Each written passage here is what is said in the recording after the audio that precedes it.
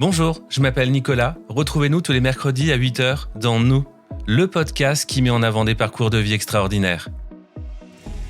Nous, c'est l'idée que chacun de nous a une histoire à raconter. Chaque récit que nous partagerons ici nous rappellera que derrière chaque individu se cache un parcours unique, mais aussi des combats, des triomphes et des leçons qui résonnent en chacun de nous. Dans l'épisode d'aujourd'hui, vous allez découvrir l'incroyable combat de Delphine pour trouver un travail. Après un burn-out et un long arrêt maladie, Delphine, ancienne prof, décide de se reconvertir dans la communication. Mais malgré sa formation en poche, elle peine à trouver un emploi dans son nouveau métier. Elle est aujourd'hui contrainte de travailler la nuit dans une usine.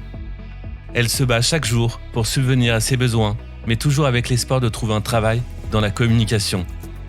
Elle témoigne aujourd'hui pour nous expliquer la réalité des reconversions professionnelles et des difficultés qu'elle rencontre. Préparez-vous à découvrir le pouvoir de la résilience face aux épreuves de la vie. Parce qu'ensemble, nous sommes plus forts.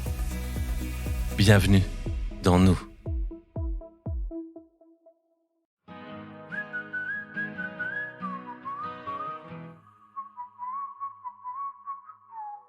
Bonjour Delphine. Bonjour Nicolas. Merci d'être avec nous et de nous accueillir chez toi à Nantes avec un fabuleux sourire. Merci de m'avoir accueilli, surtout merci à toi, c'est un plaisir. Peux-tu te présenter à nos auditeurs et nous évoquer brièvement ton histoire ? Alors moi, j'ai 52 ans. J'ai été enseignante en lycée professionnel pendant 25 ans. Et puis jusqu'à ce que... Tu étais prof de quoi ? J'étais prof de français, d'anglais à la base. Mais en lycée professionnel, il faut être polyvalent, donc voilà. En janvier 2021, tu as eu un burn-out ? Oui, ça m'est tombé dessus, je ne dirais pas par surprise, parce qu'il y a eu quand même des signes avant-coureurs. Mais effectivement, là, tout s'est écroulé. Le métier a changé, tu ne t'y retrouvais plus ? Le métier a beaucoup changé en 25 ans. J'étais enseignante, une vocation, j'adorais mon métier. Je m'éclatais, j'avais une super équipe de profs, de collègues avec qui on avait plein de projets. Alors moi, les projets, j'adore. Et au fil du temps, effectivement, je n'étais plus seulement prof, il faut devenir éducateur, il faut gérer les parents qui sont de plus en plus compliqués aussi. La somme de travail, l'administration nous en demande toujours plus, mais on n'a pas plus de temps pour le faire. Et puis, moi, je suis quelqu'un de très rigoureux et très consciencieux, donc je passe énormément de temps quand je fais quelque chose, je le fais à fond. Et tout ça cumulé a fait qu'à un moment donné, il y a eu un trop-plein, c'était plus possible, j'avais plus de vie privée. Tu as eu l'impression d'avoir un manque de reconnaissance par rapport à ton travail ? Oui, d'abord il y a ce cliché aussi des enseignants. Le cliché, il existe toujours. Les profs, vous êtes toujours en vacances, vous vous plaignez, mais vous avez que 18 heures par semaine. Il n'y a que la famille des enseignants qui peut témoigner que c'est faux. Mon mari, mes enfants vous diront que c'est faux, vous diront qu'on travaille énormément parce que justement, il n'y a pas de jauge horaire, il n'y a pas de pointeuse. On n'embauche pas à telle heure pour finir à telle heure. On n'a jamais fini. Donc, il y a ce manque de reconnaissance de par le cliché. Et puis, il y a le manque de reconnaissance tout simplement sur le terrain. Voilà, vous passez un temps fou, un week-end à corriger des copies. Donc, je vais prendre l'exemple d'une rédaction. Ça va prendre forcément 15-20 minutes, minimum. Mais vous multipliez par le nombre d'élèves. Voilà, je prends rédaction d'un brevet blanc. J'ai 2 classes de 30 élèves, 60 élèves. Vous faites le calcul, le temps qu'il faut pour que je corrige simplement la partie rédaction. En tout cas, pour moi, c'est important de te recevoir parce que j'ai beaucoup de personnes autour de moi qui travaillent ou qui ont travaillé dans l'éducation nationale et qui sont à bout. Mais c'est un sujet qui est tabou aujourd'hui. Comment tu l'expliques ?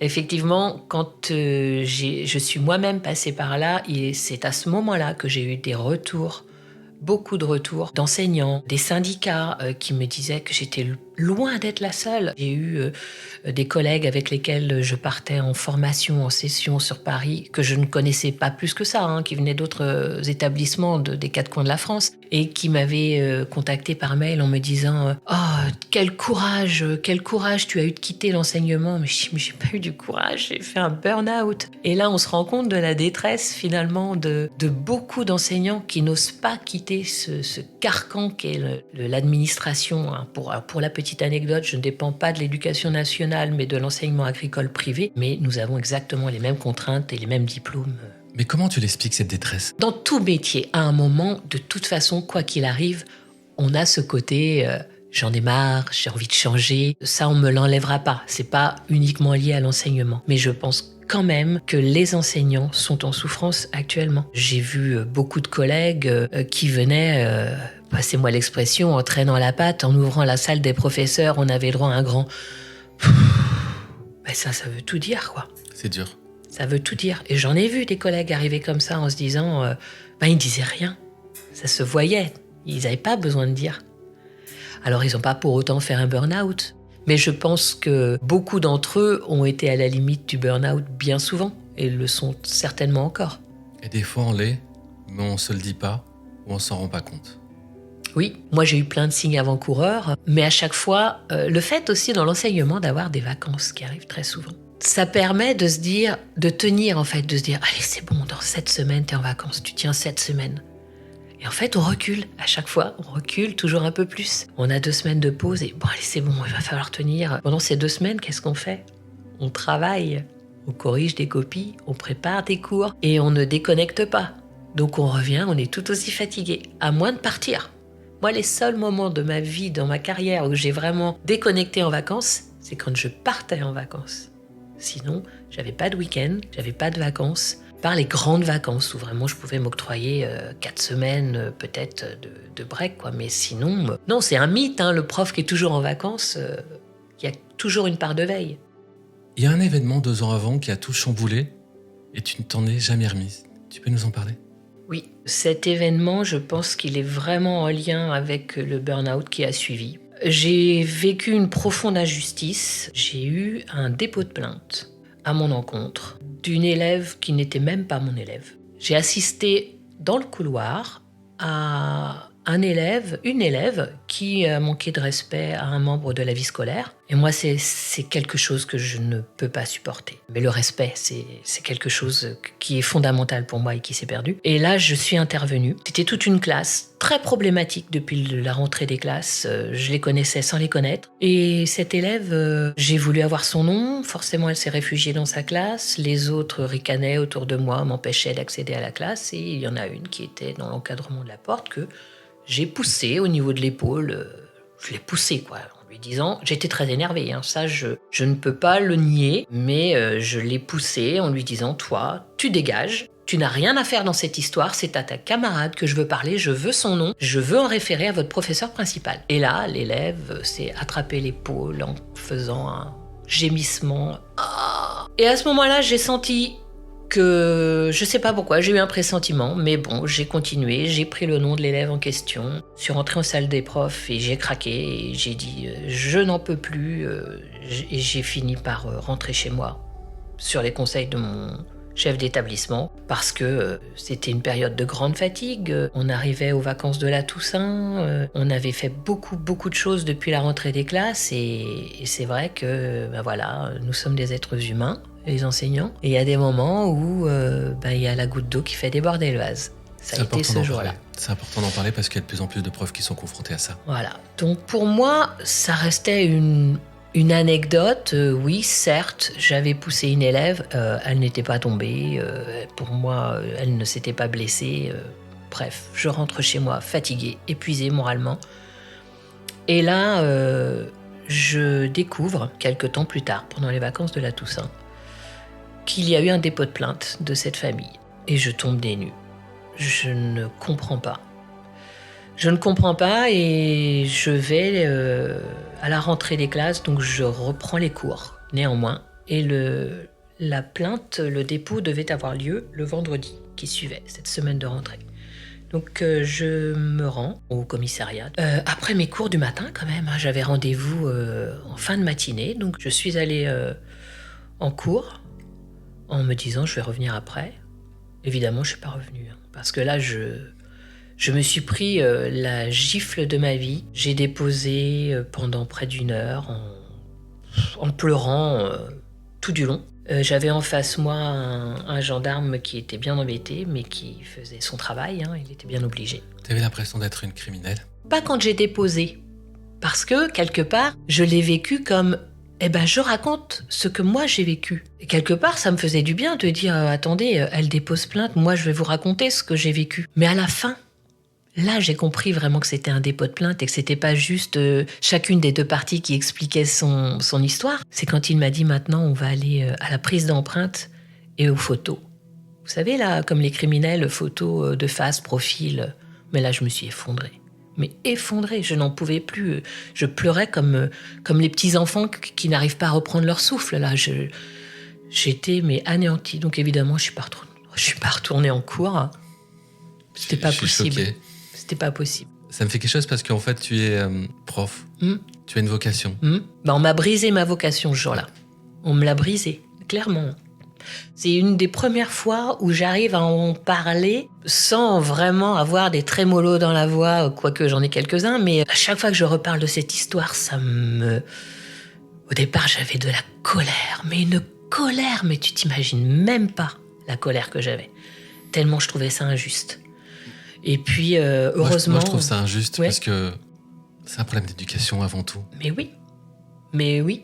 Je ne te raconterai pas tout le détail parce que ce serait trop long. Mais il faut savoir que cette élève, quelques mois plus tard, elle n'était plus à l'établissement. Et un mois à peine plus tard, la famille reposait plainte contre un petit quatrième du même établissement. Et les gendarmes que j'ai recroisés quelques semaines plus tard aussi à l'établissement même, au cours d'une intervention pour le harcèlement scolaire, que j'ai interrogé parce que je ne vivais plus. Je leur ai demandé, mais ça en est où cette plainte ? Et il a repéré l'élève en question dans la cour. Il m'a dit « Ah oui, c'est la jeune demoiselle qui est là-bas. Oh, vous inquiétez pas, déjà le procureur a certainement d'autres chats à fouetter. Mais en plus, vu que la famille ne cesse de venir porter plainte pour un oui, pour un non, ne vous inquiétez pas. » Je dis « Non, je ne m'inquiète pas. Mais moi, est-ce que ça va rester sur mon casier ? Est-ce que... » Enfin, moi, je vivais plus. Circonstance aggravante. Tu fais ton job et tais-toi. Tu t'en prends plein la gueule, mais tais-toi. Il faut se taire. Les chefs d'établissement qui sont soumis à ce pas de vague, c'est pour ça qu'on est obligé de se taire. Avant, c'était toi. Eh ben oui. Avant, il fallait que les élèves obéissent, il fallait que les sanctions soient appliquées. S'il y avait un conseil de discipline, le conseil de discipline, il était appliqué à la lettre et en général, il était à la défaveur de l'élève parce qu'il avait commis une erreur grave. Maintenant, c'est même plus sûr.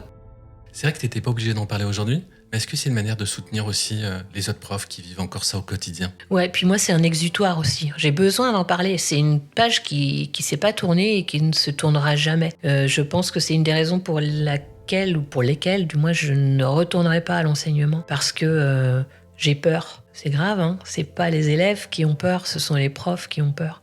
Moi, j'ai peur de commettre un impair. J'ai peur de m'énerver plus que cette première fois où finalement, pas emportée de façon non plus violente, d'une violence extrême. J'avais juste poussé l'élève qui me gênait, mais maintenant j'ai peur. Ton contrat de travail aujourd'hui, il est en suspens ? Ouais, je suis en disponibilité de l'enseignement depuis le 1er octobre 2023, ce qui veut dire que depuis le 1er octobre 2023, je n'ai plus de salaire et que donc je suis obligée de trouver une solution, bien qu'ayant repris mes études. Et c'est pour ça que je voulais t'inviter aussi, parce que la solution, en fait, c'est de travailler dans la communication et c'est un parcours semé d'embûches. Et on en parlera dans la deuxième partie de ce podcast. Je te propose que l'on remonte dans le temps et que nous revenions en décembre 2020, là où ta vie a subitement basculé.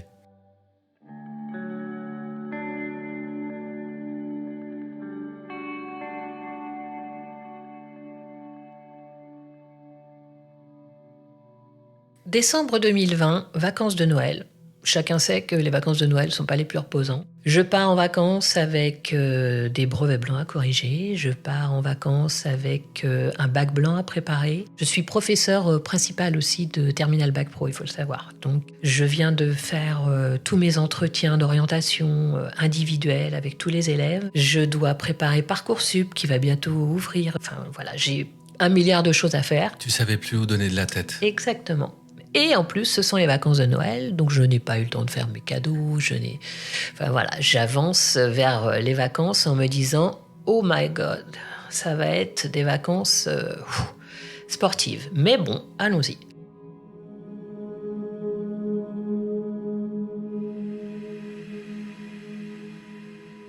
Et déjà, réveillon du Nouvel An. On est post-Covid, donc on fait un réveillon en tout petit comité. Nous sommes 8. Et mes amis de la jante masculine, qui ne sont pas forcément, sans vouloir vexer nullement, mais pas forcément très prévenants ou à demander comment je vais, ce jour-là, oui. Même ils mettent le poing sur la table et ils me disent « ça va pas ». Ça se voyait ? Ouais. « Ça va pas, Delphine ? Arrête ton job ». Et ça, c'est un discours que j'entendais chez moi depuis des années de mon mari. Et je pense que ça aussi, ça a été un élément déclencheur. T'es en souffrance ? Ah oui, là, je savais plus où donner de la tête. De toute façon, mes amis comme ma famille, tous mes proches, me disaient tout le temps, t'es tout le temps énervé, t'as jamais de temps pour nous, c'est tout le temps, j'ai pas le temps. Maman et papa qui habitent à 1 kilomètre de chez moi me disent, t'as jamais le temps de passer nous voir, t'es tout le temps occupé, c'est tout le temps, j'ai pas le temps. Et c'est vrai. T'as pris du temps pendant ces vacances pour travailler ? Pas du tout. J'ai redémarré le lundi 5 janvier avec mon paquet de copies de brevet blanc qui était à peine entamé. Je n'avais pas réussi. Donc j'arrivais avec la double peine, quoi. Je savais que je reprenais un rythme d'enfer et en plus j'avais pris du retard.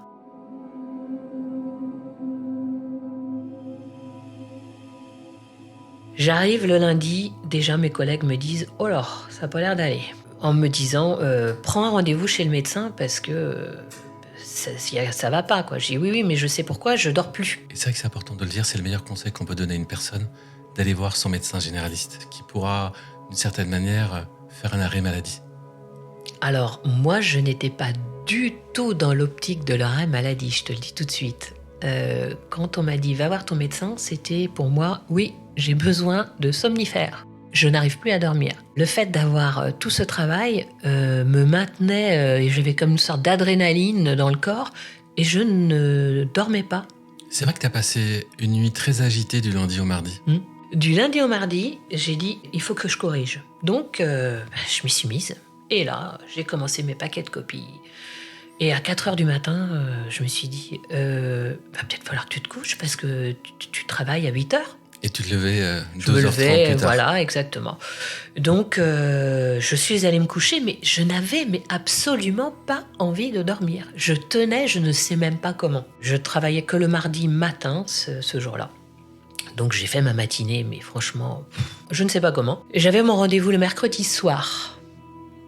Et j'avais un projet artistique le mercredi matin qui démarrait avec mes Terminal Bac Pro. Que tu connaissais pas trop parce qu'il y avait eu le Covid. Exactement. En fait, c'est une classe qui était donc mes premières de l'année d'avant, de l'année scolaire précédente. Et ces premières, je les ai connues de septembre à février.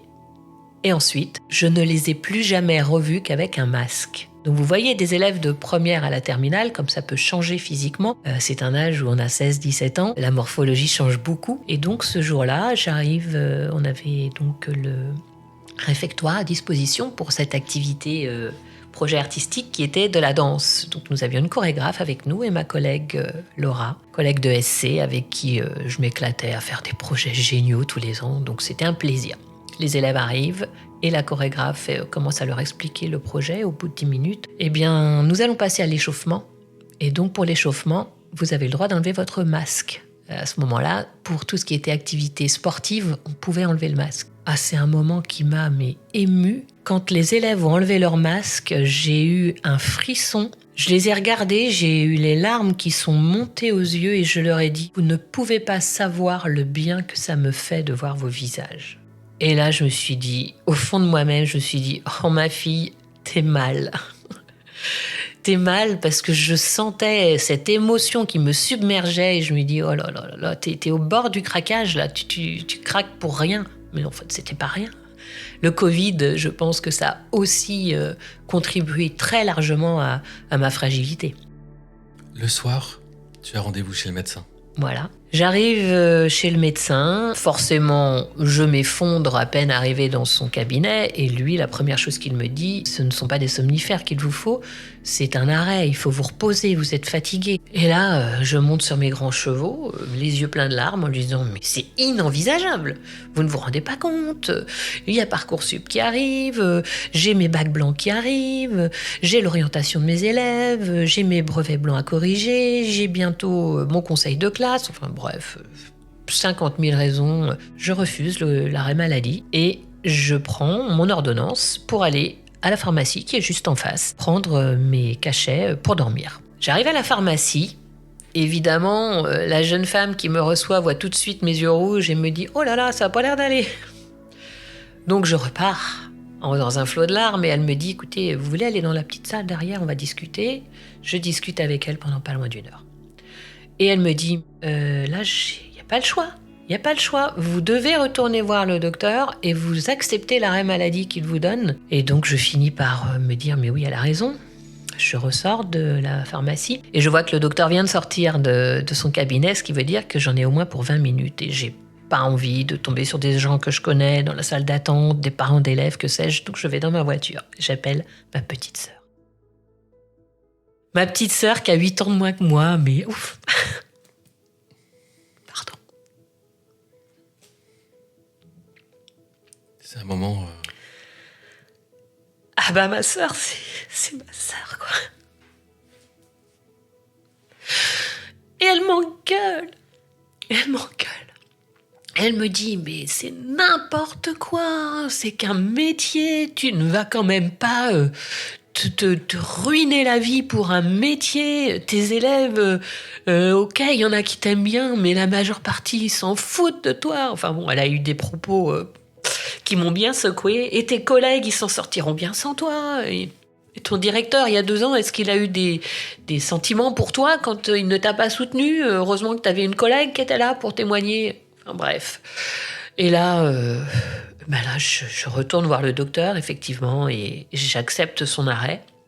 Et il m'arrête pour 2 semaines, avec un petit traitement quand même pour me calmer, me reposer. Et là, je vais me reposer. Pendant 2 semaines, je vais dormir. Alors que sur le coup, je me suis dit, super, je vais en profiter pour rattraper tout mon retard. C'est la première chose que je me suis dite. Je vais en profiter pour rattraper tout mon retard et c'est bon, dans 2 semaines, je rattaque, nickel. En fait, au bout de 10 jours, j'ai commencé à voir l'échéance arriver du retour. Et je n'avais absolument ouvert aucun cahier, aucune copie. Tout était resté en l'état sur mon bureau. Tu as fait que dormir. Ouais. Et beaucoup pleurer aussi. En fait, mon corps a commencé à me lâcher. J'étais épuisée.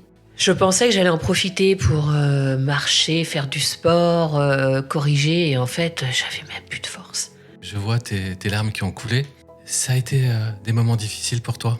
Ça a été difficile parce que tu te sens nul, tu te sens faible, tu te dis ben voilà, j'ai craqué. On se met un petit peu plus bas que terre et c'est là qu'il est important d'être bien entouré. J'ai été bien entourée par mes amis, mes copines comme on dit entre nous. Elles m'ont fait faire des petits ateliers entre nous, de la couture, on a fait de la cuisine, on a fait de la marche au grand air. Ma sœur, forcément, hein, ma famille, ma maman qui n'a pas compris au départ. Souvent. Parce que ma maman, il faut savoir qu'elle a été prof comme moi, dans le même lycée. Mais à une autre époque. Et donc elle était plutôt au départ dans la logique... peut-être falloir te bouger, quoi. C'est bon, hein, tu vas pas rester indéfiniment à pleurer sur toi-même, va falloir retourner au boulot à un moment donné. Et il a fallu que je craque devant elle, mais pour lui dire, mais maman, mais tu ne te rends pas compte. Je ne peux pas y retourner. Là, ce n'est pas possible. Je n'ai pas la force. Je ne peux pas. Il y a quelque chose qui s'est cassé. Et à un moment donné, elle m'a vu tellement au plus bas que là, elle a commencé à mettre de l'eau dans son vin parce que je pense qu'elle a dû avoir peur aussi. Parce que même moi, je me faisais peur. Hein. J'avais des pensées... ouais, je rentrerai pas dans les détails, mais ouais, il y a des moments où on se dit, mais qu'est-ce que je vais faire de ma vie, quoi. Donc, je suis bonne à rien. Et là, du coup, j'ai été bien entourée. C'est important d'être bien entouré. Ouais. C'est vrai que tu parlais de tes copines et de ta sœur, de ton mari. Oui. Lui, ça faisait des années qu'il me disait d'arrêter, donc limite, il était soulagé. Enfin. Mais après, il faut trouver ce qu'on va faire ensuite. Et ça, c'est pas simple. Il faut attendre aussi d'être descendu bien bas et d'avoir commencé à remonter la pente. Et ça, c'est le plus long. C'est vrai que des fois, on va aller trop rapidement. Je parlais avec une amie qui a un burn-out en ce moment. Et c'est vrai qu'il y a des vagues, en fait. On veut tout de suite reprendre le travail et tout ça, mais non. Il faut d'abord se faire accompagner, se faire aider, voir un psychologue ou un psychiatre. Et ensuite, quand on a suffisamment travaillé sur soi-même et qu'on a réglé les problèmes du passé, on peut aller de l'avant. Exactement. Mais il y a aussi les problèmes beaucoup plus matériels, c'est-à-dire l'aspect purement financier. Et ça me minait. Ça m'empêchait d'avancer parce que je me disais, mais il va falloir que je reprenne le travail à un moment donné. Et c'était pas possible. Et il a fallu ce psy que je bénis, qui, le jour où j'ai enfin pu avoir un rendez-vous, parce que c'est pareil, dans notre chère société française, avoir un rendez-vous en temps et en heure, c'est compliqué. Donc mon médecin généraliste, lui, ne pouvait me mettre des arrêts que tous les 15 jours. Donc tous les 15 jours, j'étais dans le mal à me dire, je ne peux pas reprendre. Et j'ai honte de retourner chez mon médecin, chiner. J'avais l'impression d'aller chiner un arrêt maladie. Et ça m'empêchait d'avancer. Ça me minait. Et jusqu'au jour où, au mois de mai, j'ai enfin eu, fin mai, un rendez-vous chez un psy qui m'a dit « Alors là, je vous arrête tout de suite. Déjà, vous allez vous dire que moi, je vous arrête tant que vous aurez besoin. » Donc, cette question, ce n'est plus une question. Et là, j'ai commencé à avancer. Mais directement. 2 semaines après, j'avais un rendez-vous pour un bilan de compétences.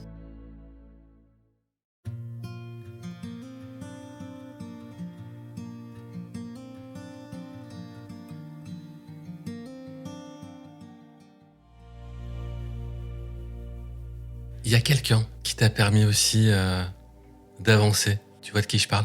Ah oui. C'est le quelqu'un qui m'a un petit peu interpellée, mais oui, pour moi, c'est presque une personne. C'est Sioma. C'est Sioma. C'est qui ? C'est Sioma, c'est ma dalmatienne. En fait, j'ai eu un chien au tout début de ma vie de couple avec mon mari. C'était un petit caniche, voilà. Avant d'avoir des enfants, on a eu un chien. Et puis, après avoir eu les enfants, évidemment, elle est partie au bout de 13 ou 14 ans. Les enfants étaient petits et moi, je me suis dit, oh là là, ça fait quand même du tracas en moins, donc on va attendre avant de reprendre un chien. J'ai attendu 15 ans et j'ai attendu un burn-out. Et ça a été salvateur. Sioma est arrivée le 8 juin et là, elle m'a aidée à sortir, à m'obliger à sortir. Parce que sinon, on reste enfermé chez soi, on peut très vite rester à cogiter. Et voilà. Ça a été mon petit rayon de soleil qui m'obligeait à sortir tous les jours faire des balades. Et qu'il est encore aujourd'hui, tu nous en parleras tout à l'heure. Tu as été arrêté pendant plus d'1 an. Pour toi, il n'était pas concevable de reprendre ton travail. J'ai donc pu bénéficier d'un bilan de compétences grâce à mon administration. Et ce bilan de compétences a fait apparaître une évidence, la communication. De par les compétences acquises au fil de ma carrière et de par mon caractère, tout simplement. Ça m'étonne pas. Tu parles très bien, c'est important de le dire. C'est vrai que je voyais plutôt la communication, verbale, la communication de contact, la communication au physique. Et en fait, pour moi, c'était flou. Communication, c'est quoi ? Donc, je suis allée faire des portes ouvertes, je suis allée à des salons, et voilà. J'ai trouvé donc ma voie, ce sera la communication. Et j'ai commencé à Subdecom Nantes, un bachelor responsable de communication, en initiale, afin de rattraper un petit peu, entre guillemets, mon retard, puisque c'était un bachelor en 1 an. Je ne faisais que la dernière année du fait des compétences que j'avais déjà. Et pendant cette année, tout ce qui était lié au digital, j'allais le rattraper. Et puis, je me suis aussi sentie à l'aise dans ma petite classe. On était 9 élèves qui avaient l'âge de mes enfants. Mais moi, ayant travaillé toujours avec des jeunes, je me suis vite sentie à l'aise. C'était pas un problème. Il y a beaucoup de gens qui m'ont dit ça. C'était pas trop dur, reprendre tes études à 50 ans, être avec des jeunes ? Non, pas du tout. Je me suis éclatée. Tu as fait cette formation, tu as eu ton examen, mais tu as un petit regret. Oui, parce que je me suis tellement éclatée que j'ai voulu continuer. J'ai voulu continuer dans un master et par contre, mon congé de formation professionnelle prenait fin. Je ne pouvais plus toucher 85% de mon salaire, c'était juste 1 an. Donc il fallait que je trouve une alternance pour continuer le master en alternance pendant 2 ans. Et c'est là que l'âge m'est revenu en pleine face. Je n'ai pas pu trouver d'alternance. Je reste convaincue que c'est lié à mon âge et notamment au type de contrat. Contrat pro qui forcément coûte plus cher aux entreprises. La loi, elle est mal faite. Oui, parce que finalement, on dit que les seniors doivent être valorisés sur le marché de l'emploi et même moi, force est de constater que ça n'a pas été le cas. Le type de contrat dont je devais obligatoirement dépendre me mettait en difficulté face à tous ces petits jeunes qui arrivent avec des contrats d'alternance, d'apprentissage classique et qui coûtent moins cher aux entreprises. J'ai essayé moi-même il y a quelques années de me reconvertir, en 2019. J'ai fait une formation initiale dans le digital pour gérer des sites internet. J'ai envoyé des CV. J'ai jamais eu d'entreprise. Ah mais je suis pas surprise. LinkedIn est un fabuleux réseau où on peut retrouver tellement de témoignages qui vont dans ce sens. Donc il y a quand même un souci. Il y a un souci parce qu'on nous fait miroiter monts et merveilles, des formations. Il faut valoriser les seniors. Ce sont des valeurs ajoutées dans votre entreprise. Mais en fait, non, je crois que les clichés ont la vie dure. Et voilà, c'est compliqué.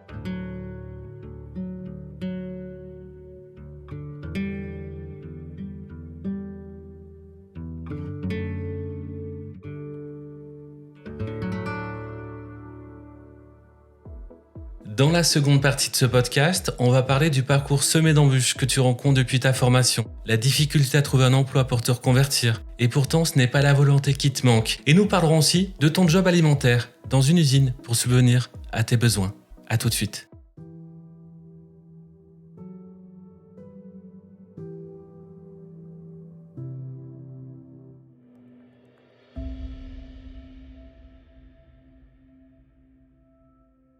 Ça fera 2 ans en septembre que tu as validé ton diplôme et aujourd'hui tu n'as toujours pas de travail dans la communication. Comment est-ce que tu l'expliques ? Alors, je ne me l'explique pas parce que j'ai vraiment tenté beaucoup de choses. J'essaie d'élargir mon réseau au maximum. Je n'habite pas sur Nantes même, j'habite quand même à 1 heure de Nantes et pourtant je prends la peine de monter sur Nantes pour assister à des petits after-work. Je me suis inscrite à l'APEC pour participer à un dispositif qui s'appelle Talent Senior qui met en contact aussi des gens entre eux. J'ai fait vraiment plein de choses diverses et variées pour pouvoir me faire connaître. J'ai publié un post LinkedIn qui a été assez viral et qui m'a permis aussi d'entrer en contact avec plein de monde des 4 coins de la France qui venaient me soutenir, qui m'ont proposé leur aide, qui m'ont fait passer des petits tests, des petits entretiens, des petits conseils. Tiens, tu devrais faire ça sur ta page LinkedIn, tu devrais revoir ton CV de telle façon. Franchement, je prends tout ce qu'il y a à prendre. À chaque fois, on me dit t'es faite pour ça, C'est vrai. t'es solaire. Bah oui, mais en attendant, le CV, il montre pas que je suis solaire. Et quand le process de recrutement il s'arrête au CV, ben on voit quoi ? On voit que y a une femme de 52 ans qui vient postuler pour de la com. Voilà. Et en plus, elle a pas d'expérience. Tu penses que le problème vient de là ? Ouais. Oui, je pense. Je pense parce que en plus, je suis quelqu'un d'assez cash. Alors, cash, c'est le grand mot, mais franche. C'est-à-dire qu'il est hors de question que je cache des choses sur mes compétences. Je vais pas aller dire je sais tout faire alors je sais pas tout faire. Par contre, j'aime à dire je ne sais pas tout faire mais j'adore apprendre. Et c'est vrai. Et si on m'aide à me former sur le tas, mais je vais apprendre, je vais manger tout ce qu'on me donne, je vais l'ingurgiter et le digérer. Enfin, franchement, je ne demande que ça. Pour moi, un CV, ça veut rien dire. Un CV, c'est anonyme. On peut vous vendre du rêve sur un CV. Moi, j'ai pas envie de vendre du rêve sur un CV. J'ai envie de vous vendre du rêve en vrai. Donnez-moi une chance. Convoquez-moi à un entretien, mais c'est même pas le cas. Comment voulez-vous savoir qui je suis ? La seule fois où j'ai décroché 2 semaines de contrat, c'était à la mairie de Guérande dans le service communication. J'ai adoré. C'était génial. Et je remercierai 1000 fois, jamais assez, je la remercierai, cette personne. C'était la responsable des ressources humaines de la ville de Guérande que j'ai rencontrée lors d'un salon. Et bah oui, parce que je fais ça aussi. Je vais au contact. Plutôt que d'envoyer 10 000 CV, je vais voir les gens. Et donc, je me suis arrêtée au salon sur la Baule. Je vois cette personne, je lui dis j'ai postulé à une offre. Elle me dit honnêtement, quand je vois votre CV, je peux vous dire tout de suite qu'il est certainement rendu en bas de la pile. Parce que j'en reçois tellement des géniaux, des CV. Mais elle dit là, maintenant, je vous ai en face de moi et je me dis ah oui, écoutez, peut-être pas pour le poste pour lequel vous avez postulé. Par contre, je vous ai dans un coin de ma mémoire et je vous dis pas que je vous rappellerai pas. Et du coup, elle t'a rappelé? Et elle m'a rappelé 1 mois plus tard. La ville de Guérande a fait une fête médiévale, un festival qui nécessite beaucoup de travail et l'équipe de com était complètement dans le jus. Elle me dit écoutez, j'ai pensé directement à vous. Avec vos compétences rédactionnelles, ils n'ont pas eu le temps de faire le magazine municipal. Je suis sûre que vous pouvez leur donner un coup de main. Et donc c'est ce qui s'est passé. J'ai bossé 15 jours là-bas et j'ai adoré. C'est incroyable. C'est important de le rappeler que tu étais prof de français et également professeur d'anglais. C'est-à-dire que toi, les mots, en fait, c'est ton dada, comme on dit. J'adore. Je ne sais pas publier un post LinkedIn sans utiliser pratiquement tous les caractères imposés. Si, je sais le faire, j'exagère. Mais je suis capable de créer un post où je vais utiliser tous les caractères parce que j'ai tellement de choses à dire. J'adore écrire. Moi, j'ai un conseil à te donner. En fait, c'est vrai que j'ai regardé ton profil et je pense que c'est important que tu puisses élargir en fait à la communication et plus aller sur l'éditorial. Parce que c'est ton métier, en fait, c'est l'écriture. C'est sûr. Ça me déplairait pas.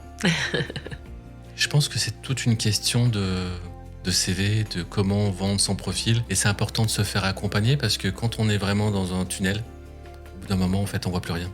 Le problème aussi, c'est qu'il y a plein de façons de travailler dans la communication. Plein de choses que je pourrais faire dans la com. Mais que tous les postes qui sont à pourvoir, ce sont des postes, c'est carré, il faut savoir faire tout le temps les mêmes choses. Il faut être polyvalent dans tous les domaines. Et pourquoi ? Moi, je peux faire plein de choses dans une entreprise, même si j'ai pas toutes les casquettes. Voilà.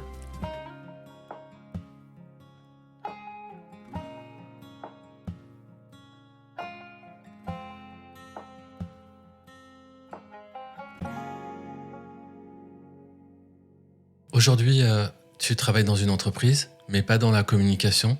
Et non, parce qu'à un moment donné, il faut vivre. Donc en janvier, il y a 1 an, janvier 2024, je vois que financièrement, ça va pas suivre.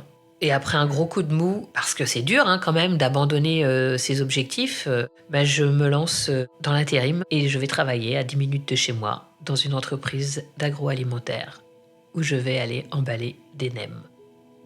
Il n'y a pas de sous-métier, mais je pense que toi, tu n'avais pas le choix de faire ça en fait. J'ai choisi la proximité. Alors, c'est dur de prendre la décision. Et c'est pour ça que je suis notamment connue sur LinkedIn, sur la prof, celle qui est allée emballer des nems. Il y en a pas mal qui me connaissent comme ça. C'est comme ça que je t'ai connue. Voilà. Parce que j'étais tellement malheureuse de devoir en arriver là après tout mon parcours, après toute cette volonté, cette énergie que j'avais mise à pouvoir me reconstruire. Et donc, d'où mon poste. Tout ça pour ça.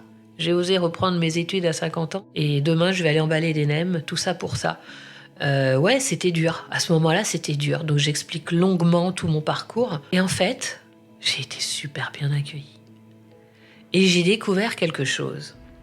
Moi, franchement, je trouve que toute expérience est enrichissante. D'abord, j'ai découvert plein de gens que je connaissais déjà. J'ai travaillé avec d'anciens parents d'élèves. J'ai travaillé avec d'anciens élèves, surtout quand ils m'ont vu là-bas. Ils m'ont dit « Mais qu'est-ce que vous faites là ?» Et j'ai découvert des gens super sympathiques, une bonne ambiance. Et ça m'a permis surtout de voir qu'il existait des jobs qui ne sont pas chronophages et qui surtout ne vous donnent aucune charge mentale. Mais ça, c'est génial. Un job sans charge mentale. Et là, ça me permet de peser le pour et le contre.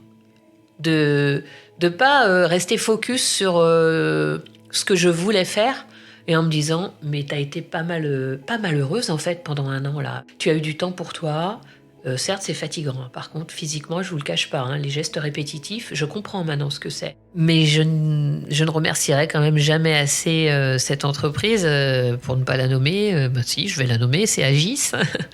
Parce que grâce à elle, j'ai pu sortir la tête de l'eau pendant 1 an. J'ai pu me dire, j'ai un salaire qui va tomber à la fin du mois, c'est pas grave, t'inquiète pas, tout va bien aller. Ils ont cru en toi. Bah ouais, parce qu'ils ont renouvelé mon contrat toutes les semaines. Toutes les semaines, j'avais mon contrat qui retombait. Donc forcément, ça fait du bien. Ça fait du bien. Et moi, ça m'a permis une liberté. Ça m'a permis d'être libre si jamais j'avais besoin de ne pas travailler une semaine parce que justement, j'avais un entretien, parce que j'avais peut-être futur métier qui m'appelait, ils me laissaient partir. Ça a été le cas pour mon travail à la mairie de Guérande. Ils m'ont laissé partir pendant 2 semaines pour que je puisse... Ils étaient contents pour moi en plus, ils étaient super contents. Ah, c'est génial, t'as trouvé dans la com. Donc, merci Agis.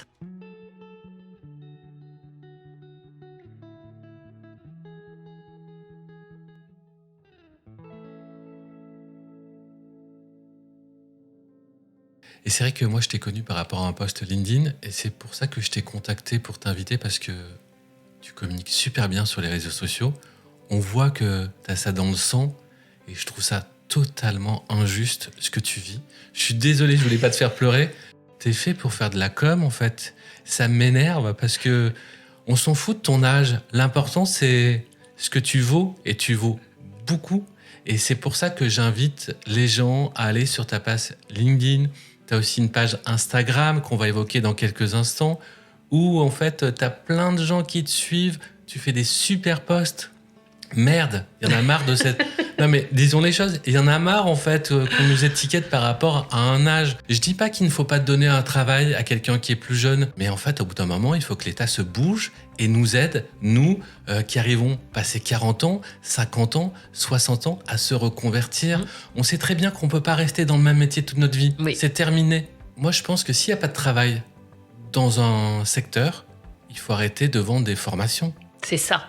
J'allais y venir. J'allais dire exactement la même chose. On vend beaucoup trop de formations dans la communication. On vend du rêve aux jeunes. C'est du business. Ouais. Et après, ils se retrouvent sur le carreau. C'est pas encadré. C'est pas assez encadré. Je pense que toi, si tu avais su qu'il n'y avait pas de travail dans ce secteur, peut-être que tu n'y serais pas allé. J'aurais certainement réfléchi à 2 fois avant de prendre cette voie-là, oui. En tout cas, moi, je pense que tu es vraiment dans la bonne voie. Et je te le dis pas pour te faire plaisir, mais tu es dans la bonne voie. T'as ça dans les tripes. Mais c'est vrai que par contre, je n'ai aucun regret de tout ce que j'ai fait. Parce que j'ai appris plein de choses et je m'éclate. Je m'éclate à faire ma petite community manager pour moi-même, du coup. Parce que, et tu le fais bien. Voilà. Mais non, franchement, je vais forcément, à un moment donné, devoir réfléchir à autre chose. Mais je pense que tout ce que j'ai appris va me servir. Oui, après, tu vas rebondir sur autre chose, probablement. Mais moi, j'espère vraiment que tu as des gens qui vont t'entendre dans ce podcast, qui vont t'aider, en fait.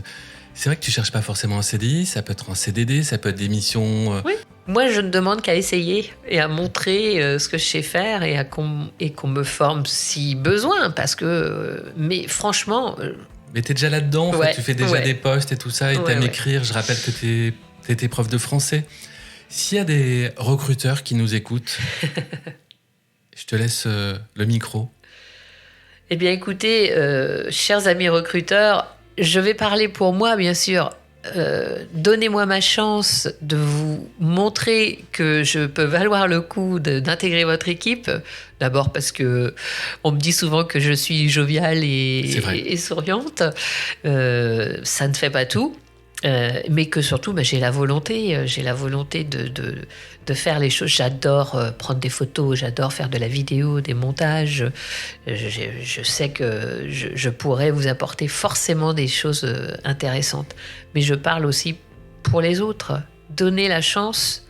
Ne vous arrêtez pas à un CV, s'il vous plaît. Et surtout, j'ai envie de dire, pour moi, comme pour les autres candidats à des postes, messieurs les recruteurs, s'il vous plaît, arrêtez l'automatisation du tri des CV avant qu'ils n'arrivent sur vos bureaux. Parce qu'une machine, elle va passer forcément à côté de profils comme le mien. Si vous présélectionnez déjà des cases en disant on veut pas une personne de plus de 50 ans, c'est sûr que même si vous ne l'admettez pas, je suis sûre que dans vos critères, il y a forcément ça d'intégrer dans l'ordinateur. Alors forcément, mon CV, il n'arrivera jamais sur votre bureau. Et vous ne pourrez pas savoir qu'une personne exceptionnelle comme moi existe. Je le rappelle que tu as une page Instagram dans laquelle tu parles du quotidien de ton chien. Et tu t'en sors super bien, tu fais des publications quasiment tous les jours. Il y a des publications avec beaucoup de succès. Et ça montre que tu utilises les outils, que tu sais programmer, écrire, prendre des photos, des vidéos. Et ça n'a pas de prix et c'est quelque chose que tu pourrais mettre à contribution dans une entreprise. Ah, complètement. Moi, je ne demande que ça, mettre en avant une entreprise, donc que ce soit sur les réseaux sociaux ou que ce soit lors de salons, lors de forums. C'est vraiment le genre de choses qui me plairait, quoi. Travailler pour une entreprise et mettre en avant ses savoir-faire et ses services et aller même au-devant des jeunes pour faire connaître l'entreprise et savoir qu'elle recrute et savoir qu'elle peut prendre des alternants, aller dans les collèges, les lycées pour dire venez vous former chez nous. Tu es mobile ? Je suis mobile, je réside dans le 44 et c'est vrai que je compte travailler dans le 44, mais je suis tout à fait ouverte à des missions ponctuelles où je pourrais... j'aime bouger. Donc, c'est vrai que Paris, c'est en 2 heures, par exemple. Voilà. Si on me dit il faut aller passer 2 jours ou 3 jours à Paris ou une semaine, de temps en temps, ponctuellement, ça ne me dérange pas. Voilà. C'est pas quelque chose qui me fait peur en soi.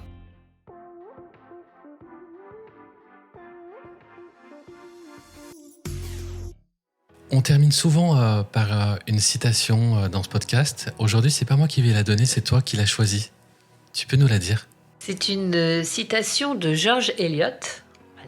Elle est en anglais, je vais vous la traduire après. It is never too late to be what you might have been. Il n'est jamais trop tard pour devenir ce que vous auriez pu être. C'est beau, hein ? Et ça te correspond totalement. À 52 ans, il n'est pas trop tard pour changer de métier et aller dans la communication. Ça marche. Qu'est-ce qu'on peut te souhaiter pour la suite ? On peut me souhaiter d'être épanouie dans ma vie professionnelle et ça me suffira amplement, quelle qu'elle soit. C'est ce qu'on te souhaite. Et je rappelle qu'on mettra toutes tes coordonnées sur Instagram, sur YouTube et sur toutes les applications dans le cas où quelqu'un souhaite te contacter. Directement, ou ils peuvent également passer par nous le podcast et on se mettra en relation avec des entreprises. En tout cas, on te souhaite vraiment beaucoup de succès. Merci Nicolas.